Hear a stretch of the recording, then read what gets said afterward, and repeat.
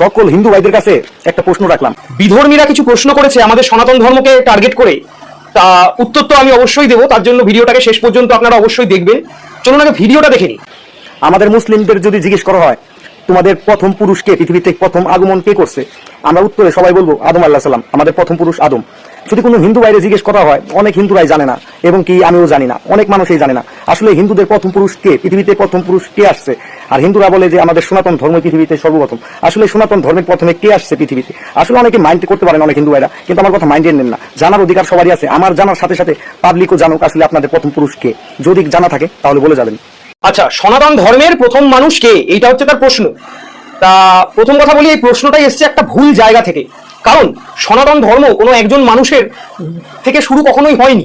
এই যে সনাতন, এই সনাতন শব্দটার অর্থই হলো অনাদি, অর্থাৎ যে সৃষ্টির কোনো শুরু নেই, সৃষ্টির উৎস হলো ব্রহ্ম। উপনিষদের একটি উল্লেখযোগ্য শ্লোক, যত বা ইমানি ভূতানি জয়ন্তে যেন যতানি জীবন্তি যত পর্যন্তভি সংবিশন্তি তদ ব্রহ্ম। অর্থাৎ যার থেকে সব সৃষ্টি, যার থেকে সব টিকে থাকে এবং যেখানে সব লয় পায় সেটাই ব্রহ্ম। অর্থাৎ কোনো প্রথম মানুষ নয়, পরম সত্য ব্রহ্মই হলেন মূল। এখানে একটা অনাদি অনন্ত তত্ত্ব অবশ্যই আমার উল্লেখ করতে হবে। ভগবদ্গীতার একটি উল্লেখযোগ্য শ্লোক, অনাদিত্যং নির্গুণাৎ পরমাত্মায়াম ব্যয়, অর্থাৎ পরমাত্মা অনাদি, তার কোনো শুরু নেই। ঋগ্বেদের নাসদীয় সূক্ততে একটি উল্লেখ আছে শ্লোকের, সেটি হলো নাসদাসীন সদাসিত তদানীং। এর অর্থ কি? এর অর্থ হচ্ছে সৃষ্টি শুরুর আগে কি ছিল তা মানব বুদ্ধির বাইরে। এখানে স্পষ্ট কোনো প্রথম মানুষ নেই। এখন প্রথম সৃষ্ট পুরুষ সম্বন্ধে যদি ধারণা বলতে হয়, তাহলে ঋগ্বেদেরই পুরুষ সূক্তের আরেকটি শ্লোক আমি বলছি, সহস্র শীর্ষ পুরুষ সহস্রাক্ষ সহস্রপাত। অর্থাৎ সেই পুরুষ অসীম, যার হাজার মাথা, হাজার চোখ, হাজার পা। এই পুরুষ কোনো মানুষ কখনোই নয়, এটা ব্রহ্মাণ্ডীয় চেতনা স্বরূপ। মানব জাতির আদি পুরুষ হিসেবে আমরা মনে করি মনু। মনুস্মৃতির একটি উল্লেখযোগ্য শ্লোক আছে, স্বয়ংভূর্ম নুরাসিত, অর্থাৎ প্রথম মানব ব্যবহার প্রবর্তক ছিলেন মনু। তাই এটা বলাই যায় যে মানব জাতির আদি পুরুষ মনু, কিন্তু ধর্মের গুরু মনু নন।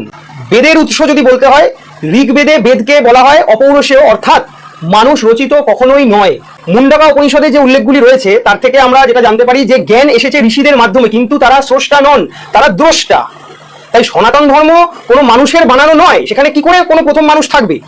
সনাতন ধর্মে কোনো প্রথম মানুষ বলে কিছু নেই। সনাতন ধর্মের উৎস অনাদি ব্রহ্ম, মানব জাতির আদি পুরুষ হলেন মনু। জ্ঞান এসেছে বেদ থেকে, যা অপৌরুষেয়। যারা এক ব্যক্তিত্বের মধ্যে ধর্মকে সীমাবদ্ধ করতে চায় তারা কোনোদিনই সনাতন ধর্মের গভীরতা বুঝবে না। সনাতন ধর্ম কোনো গুরু নয়, এটা চিরন্তন সত্য। আর একটা কথা বলবো, এইসব গুজবগুলো রটানোর আগে না একটু শাস্ত্র পড়ুন। ধর্ম কোনোদিন ওইভাবে না, মানে কেউ একজন আজকে জন্মালো আর কাল থেকে একটা ধর্ম শুরু করে দিল, এইভাবে যদি বিচার বুদ্ধি আপনাদের হয়ে গিয়ে থাকে, সেটা আপনারা কোনো একটা বিশেষ শান্তিপূর্ণ মতে বিশ্বাস রাখতেই পারেন। সেটা রাতারাতি ধর্ম বলে স্বীকৃতি সবাই যে দেবে তার তো কোনো যুক্তি থাকে না। তবে একটা প্রশ্ন আমারও থাকবে, আপনার উত্তর তো আমি দিয়ে দিচ্ছি, আপনি একটা উত্তর দিন পারলে। আচ্ছা, ব্রহ্মার থেকে ব্রহ্মাণ্ড সৃষ্টি হয়েছে যেখানে আমরা রয়েছি, তাহলে আল্লাহকে বলুন একটা আল্লাণ্ড বানিয়ে দিতে, ওখানে আপনারা চলে যান।